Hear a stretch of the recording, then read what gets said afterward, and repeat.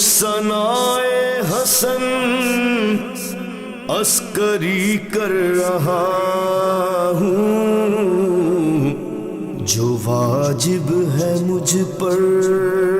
اللہم صلی علی محمد وآل محمد عجل فرجہم، لا حول ولا قوة الا باللہ العلی العظیم۔ اعوذ باللہ من الشیطان اللعین الرجیم۔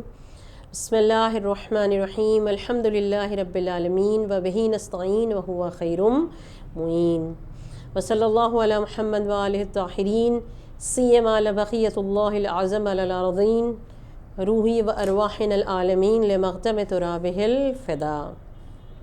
السلام علیکم جمیعا ورحمۃ اللہ وبرکاتہ۔ ناظرین محترم، آپ کی خدمت میں ولادت امام حسن عسکری علیہ الصلوۃ والسلام کی نسبت سے تیسرا درس، موضوع حضرت امام حسن عسکری کی سیرت اور اس کے پیغامات کے عنوان سے آپ کی خدمت میں پیش کرنے کی جسارت کر رہے ہیں۔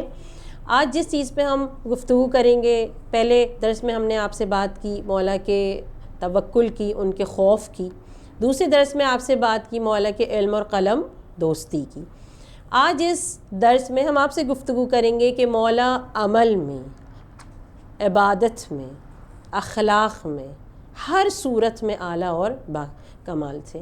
اسی ذیل میں مجھے اور آپ کو ان کی سیرت میں ان کے فضائل کو دیکھنا ہے، اور انشاءاللہ تعالی ان کی سیرت پر عمل کرتے ہوئے ہمیں بھی صاحب فضائل بھی بننا ہے، عبادت بھی کرنی ہے، عمل بھی انجام دینا، اور انشاءاللہ تعالی اخلاق بھی اختیار کرنا ہے۔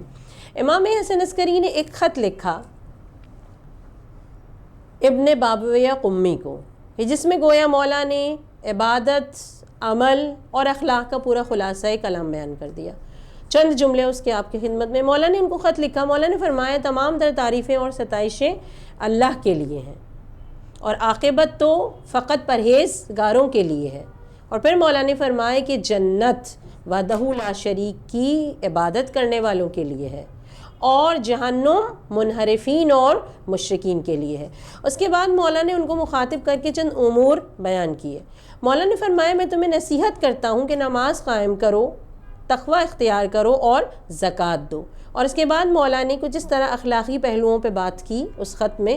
مولا نے فرمایا کہ میں تمہیں نصیحت کرتا ہوں اپنے گناہوں سے معافی کی، غصے کو پی جانے کی، اپنے قریبیوں کے ساتھ احسان کرنے کی، اپنے بھائیوں کے ساتھ سختی اور آسانی دونوں میں ان کی ضرورت کو پورا کرنے کی، دین میں سوجھ بوجھ، فہم اور آگاہی پیدا کرنے کی، قرآن کو اپنا ہمسر بنانے کی، لوگوں کو برائیوں سے روکنے، نیکیوں کا حکم دینے کی، اور خود بھی برائیوں سے رک جانے کی۔ گویا مولا نے اس خط میں پورا خلاصہ کلام پیش کر دیا کہ عمل، عبادت اور اخلاق کیا چیز ہے۔ اور اسی لیے سورہ نساء کی آیت نمبر 114 میں خدا فرماتا ہے لا خیر فی کثیر من نجواہم الا من امر بصدقۃ او معروف او اصلاح بین الناس۔ یہ تمہاری جو گفتگو ہے آپس کی پوشیدہ، اس میں کوئی خیر نہیں ہے سوائے اس کے کہ تم صدق کے ساتھ، یعنی سچائی کے ساتھ جو ہے وہ نیکی کا حکم دو اور آپس میں لوگوں کی اصلاح کرو۔ گویا بس عمل، عبادت اور اخلاق یہ چیزیں ہیں۔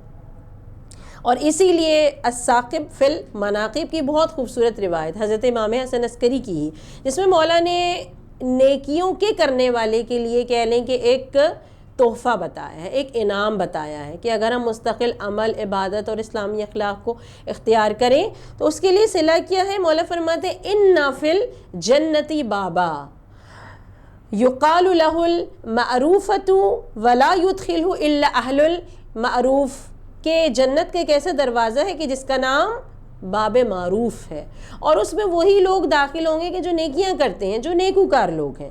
تو پتہ یہ چلا کہ واقعاً مولا بھی چاہتے ہیں کہ ہم عمل، عبادت اور اخلاق میں اتنے زیادہ باکمال ہو جائیں کہ انشاءاللہ قیامت کے دن ہم باب معروف میں داخل ہو جائیں۔ اب جب ہم امام کی سیرت پہ دیکھتے ہیں تو امام عمل، عبادت اور اخلاق تینوں کے لحاظ سے سب سے پہلے ہم بات کریں گے نیکوکاروں کے ساتھ کیا سلوک کرتے ہیں، جو مولا کے دوست ہیں، نیکوکار ہیں۔ کہتے ہیں ابو ہاشم جعفری، یہ روایت مدینۃ المعاجز میں بھی موجود ہے۔ ابو ہاشم جعفری وہ ہیں جن کا یہ جو جعفری لقب ہے، یہ خصوصیت کے ساتھ علماء بیان کرتے ہیں کہ یہ حضرت جعفر طیار کی نسل سے تھے، اس لیے انہیں جعفری کہتے ہیں۔ یہ وہ امام جعفر صادق والا جعفری نہیں ہے۔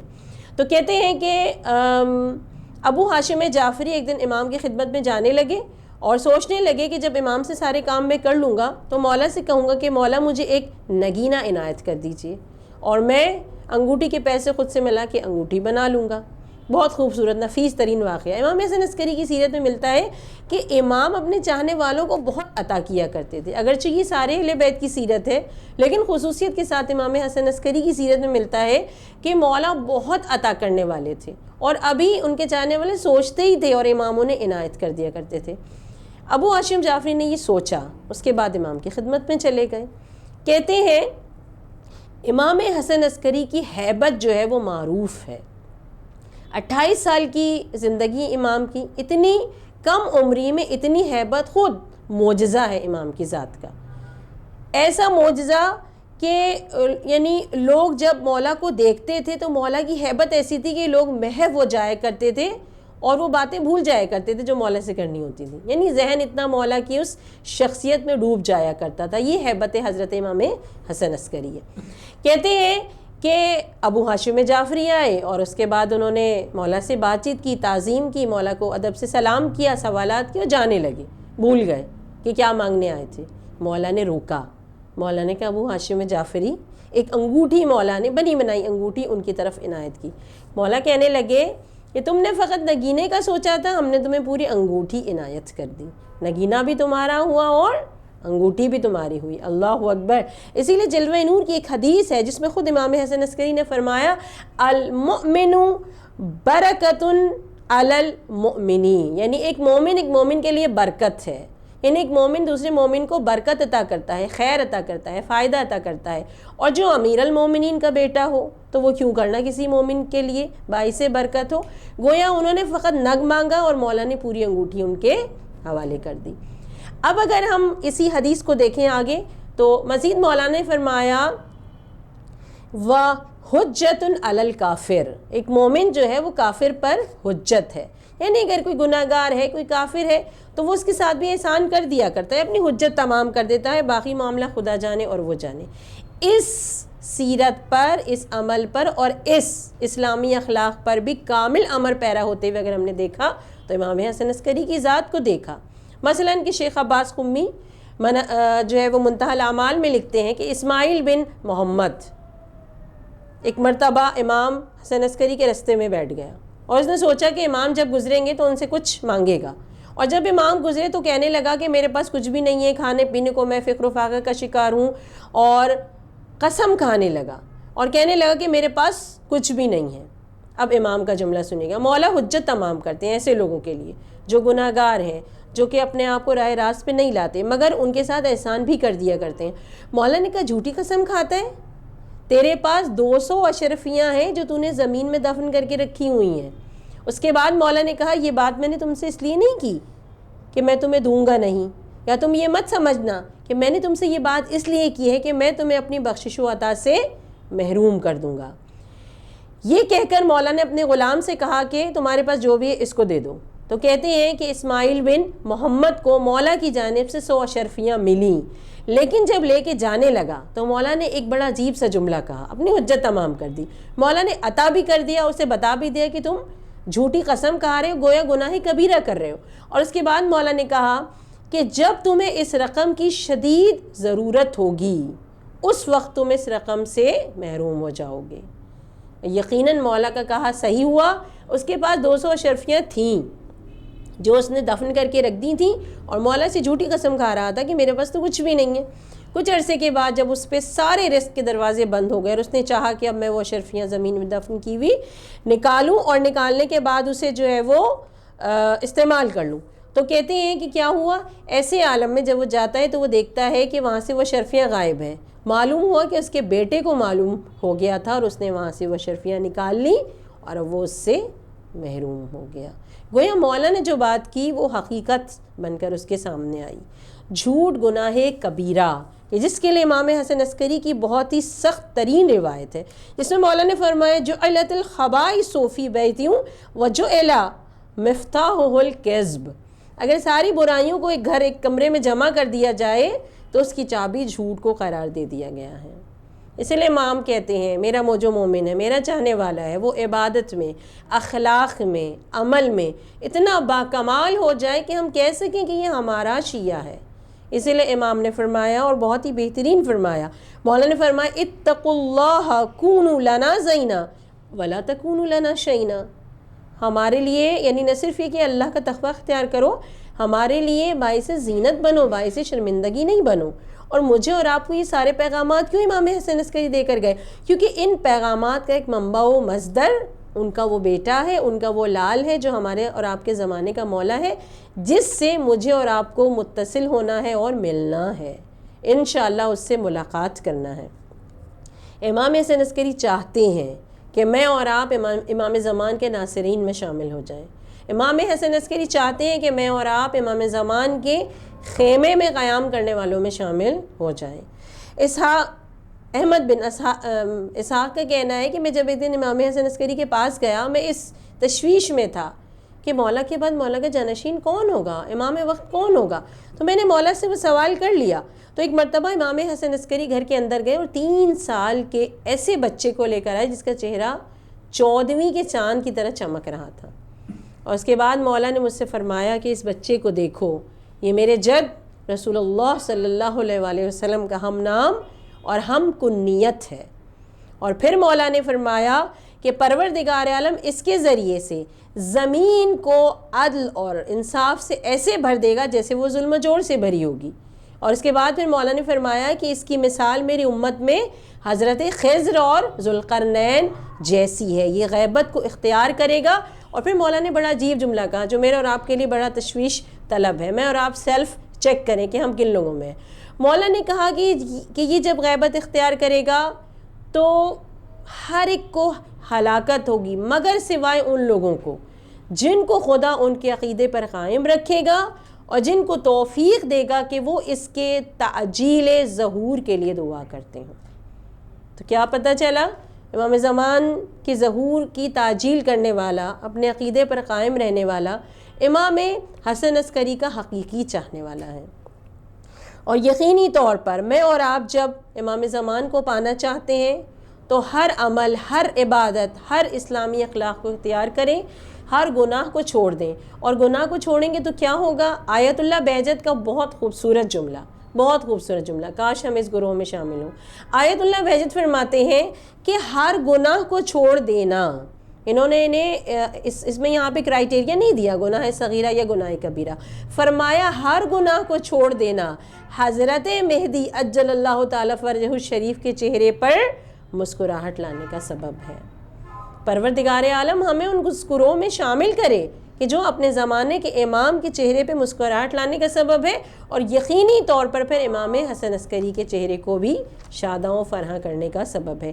اسی لیے کچھ چیدہ احادیث آپ کی خدمت میں امام حسن عسکری کی بالکل آخر میں کہ کیا ایسی نیکیاں کریں کہ جس کے سبب سے ہم واقعاً گناہوں سے بچ جائیں اور نیکیوں کو اختیار کرتے ہوئے امام زمان کے لشکر میں شامل ہو جائیں۔ سب سے پہلی نیکی امام حسن عسکری ہی کی حدیث، مولا کہتے ہیں کہ ہر ایک کو سلام کرو۔ میرا بہت زیادہ اس چیز میں جو ہے وہ کانشیس رہتے ہیں کہ اس نے مجھے سلام نہیں کیا تو میں کیوں سلام کروں۔ امام کہتے ہیں سلام میں پہل کرو، اور اس کے بعد مولا کہتے ہیں نشست میں بیٹھنے میں انکساری کرو۔ یعنی کیا مطلب ہوا؟ ہمیں جہاں جگہ ملے وہاں پہ بیٹھ جانا ہمارے لیے جائز ہو، یعنی میں اور آپ انکساری کا ثبوت دیں، عاجزی کا ثبوت دیں، تب ہم انشاءاللہ تعالیٰ امام زمان کے لشکر میں شامل ہوں گے۔ دوسری چیز مولا اپنی حدیث میں بیان کرتے ہیں کہ جنگ و جدال سے پرہیز کرو، کہ اسلامی اخلاق میں بہت اعلیٰ درجے کی کیفیت ہے۔ کیوں؟ جنگ و جدال سے پرہیز کرو اور جو ہے وہ زیادہ لوگوں سے مذاق بھی نہیں کرو، کیونکہ دونوں چیزوں میں انشاءاللہ تعالی ہمارا فائدہ ہے۔ اور سب سے آخری چیز مولا کہتے ہیں اللہ کا قرب حاصل کرنا ایسا سفر ہے جو راتوں کو جاگے بغیر جو ہے وہ ممکن نہیں ہے۔ گویا اس حدیث میں مولا مجھے اور آپ کو نماز شب کی طرف متوجہ کر رہے ہیں۔ نماز شب وہ نیکی ہے کہ جس کے کرنے کے بعد ہم انشاءاللہ گناہوں سے دور ہوں گے اور امام زمان سے متصل ہو جائیں گے۔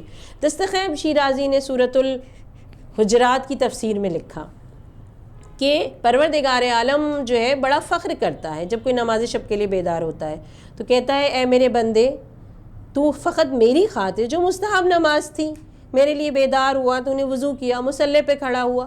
تو کہتے ہیں کہ اللہ تعالیٰ ملائکہ پہ فخر کرتا ہے، اور ملائکہ پہ فخر کرتا ہے، کہتے ہیں دیکھو یہ میرا بندہ میری خاطر جو نماز میں نے اس پہ واجب نہیں کی تھی، یہ میرے لیے کھڑا ہو گیا، سردیوں کی راتیں ہوں، گرمیوں کی راتیں ہوں، اور کھڑا ہو کے اس نے میرے لیے بندگی کو بجا لایا، میں اس کے بدلے میں اسے کیا دوں؟ تو فرشتے کہتے ہیں پروردگار اسے جنت دے دے. تو خدا کہتے ہیں وہ تو میں نے دے دی. تو فرشتے کہتے ہیں پروردگار اسے مغفرت دے دے. تو خدا کہتا ہے وہ بھی دے دی. تو فرشتے کہتے ہیں کہ اس سے بڑھ کے اور یعنی کیا دے گا؟ گویا ملائکہ کو بھی معلوم ہے کہ مجھے اور آپ کو دنیا میں مغفرت چاہیے اور آخرت میں جنت چاہیے. ان دونوں کے بعد پھر بچتا کیا ہے جو خدا مجھے اور آپ کو دے اس نماز شب کے بدلے؟ تو خدا کہتا ہے کہ میں اسے اپنے چہرے کی زیارت کرواؤں گا. اب یہاں پہ سوال پیدا ہوتا ہے، اللہ تعالیٰ کا چہرہ ہے؟ میں اور آپ اگر اللہ کا چہرہ تصور کرنے لگ جائیں تو ہم اس خدا کے ماننے والے نہیں ہوں گے جو حقیقی خدا ہے، وحدہ لا شریک ہے، جو کہ جسم و جسمانیت سے بری ہے. تو اس جملے کا مفہوم یہ ہے، اس کی تفسیر یہ ہے. کہا کہ ہم دعائے ندبہ میں پڑھتے ہیں آئین وجہ اللہ، کہاں ہے اللہ کا چہرہ؟ تو پتہ چلا جو نماز شب پڑھتا ہے اسے مغفرت بھی ملتی ہے، اسے جنت بھی ملتی ہے، اور اسے امام زمانہ کی زیارت بھی ملتی ہے. اسی لیے بس اتنا حضرت امام حسن عسکری علیہ الصلوۃ والسلام کی خدمت میں عرض کروں کہ مولا آپ کے صدقے میں، آپ کے ذکر کے صدقے میں، آپ کا جشن ہم جو منا رہے ہیں اس کے صدقے میں پروردگار عالم ہمیں توفیق دے کہ ہم آپ کے لال حضرت امام زمان سے متصل ہو جائیں، اپنے عمل، عبادت اور اپنے اخلاق کو اتنا اعلیٰ کر لیں کہ اس کائنات کے سب سے عالی مرتبت ہستی حضرت امام زمان کا دیدار کر سکیں، ان سے ملاقات کر سکیں، اور خدا ہماری ہر نیکی کو ان کے صدقے میں قبول فرمائے. آمین. وصلی اللہ علی محمد و آلہ الطاہرین.